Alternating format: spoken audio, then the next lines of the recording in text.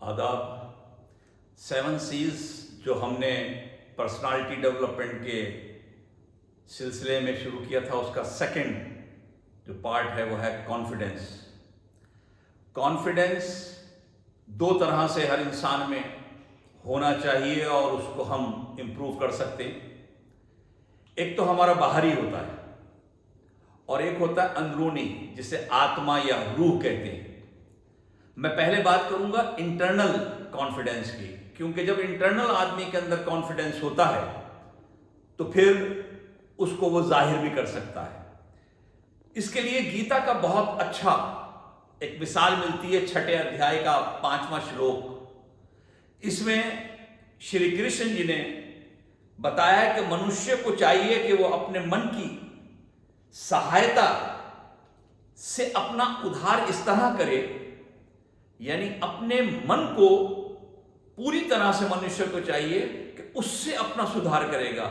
اور اس سے سدھار کرنے کیا ہوگا کہ وہ شخص جب آتما کے آدھار پہ سوچتا ہے اور جب من کے آدھار پہ سوچتا ہے اور یہ کانفیڈنس لاتا ہے، تو اس سے وہ جتنا چاہے اونچا اٹھ سکتا ہے اور جتنا چاہے وہ گر سکتا ہے۔ یعنی یہ کانفیڈنس اس کو آتمائی طور پر اوپر بھی لے جاتا ہے اور نیچے بھی۔ اسی طرح دوسرے ادھیائے کا ایک یہ شلوک ہے جس میں انہوں نے کہا کہ تم کرم کرو، کرم کا ادھیکار ہے۔ یعنی ہم اگر یہ سوچ لیں کہ ہمارا کام ہے پریکٹس، ہمارا کام ہے کرم کرنا، پھل کی پرتیکشا نہ کرو، یہ ایک اور شلوک میں آتا ہے۔ تو یہ دونوں شلوک جو میں نے یہ ریفرنس کے رکھے ہیں، اس کو آپ غور کریے کہ اگر ہم گیتا کو مانتے ہیں، اگر شری کرشن جی کو مانتے ہیں، تو ہم ان کے اس اپدیش کو، اس آدیش کو کیوں نہیں مانتے؟ اس سے ہمارے اندر کانفیڈنس ہوگا۔ اور یاد رکھیے، دھارمک کتابوں کی کچھ جتنی بھی اچھی چیزیں ہیں وہ کسی ایک شخص کے لیے نہیں ہیں، سب کے لیے ہوں گی، اور ہم سب کو اس سے فائدہ اٹھانا چاہیے۔ قرآن حکیم اس کے بارے میں بہت کچھ کہتا ہے۔ وہ سب سے پہلے بات ایمان کی کرتا ہے۔ ایمان کانفیڈنس کی کنجی ہے، کی ہے۔ اگر اس انسان کا ایمان مضبوط ہے تو اس کے اندر اتنا ہی کانفیڈنس آتا ہے۔ ایمان کے لیے حکم فرمایا خدا نے قرآن میں، یا ایھا الذین آمنوا آمنوا باللہ ورسولہ والکتاب۔ اے اپنے آپ کو ایشور کا ماننے والا بھکت کہنے والوں، پوری طرح سے اپنے ایشور پر ایمان لاؤ، یقین لاؤ۔ کون سا ایشور؟ اس کو مکمل ایمان لانے کو توحید کہتے ہیں، اور توحید یہ ہے کہ اللہ احد ہے، اللہ صمد ہے، لم یلد ہے ولم یولد ہے۔ کیا مطلب ہوا؟ مطلب یہ کہ وہ ایسا ایک ہے کہ جیسا دوسرا ہو ہی نہیں سکتا۔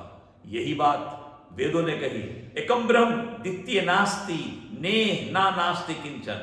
اوپر لا الہ الا اللہ لکھا ہے، اس کا معنی یہ ہے کہ الہ ایک ہے، دوسرا نہیں ہو سکتا۔ پھر وہ تمام عالم کا پالنے والا ہے، تمام عالموں پہ چلنے والا ہے۔ جو اس عالم ہے وہ اس کے حکم سے چلتا ہے۔ اس عالم میں اسے ہم رب کہتے ہیں، جو پالن ہار ہے۔ وہ ایشور، وہ رب ہے۔ رب کا معنی کیا ہے؟ رب کا معنی ہے ہمارا مالک، رب کا معنی ہے قائم رہنے والا، رب کا معنی ہے انعام دینے والا، رب کا معنی ہے ہمارا لیڈر، لیڈ کرنے والا۔ یعنی یہ یقین ہو جائے کہ وہ ہمیں انعام دیتا ہے اور ہمیں اس کے کہنے پہ چلنا ہے، ہمیں کرم کرنا ہے، تو اسے توحید کہتے ہیں۔ اور یاد رکھیے کہ اس کی بنیاد کیا ہے؟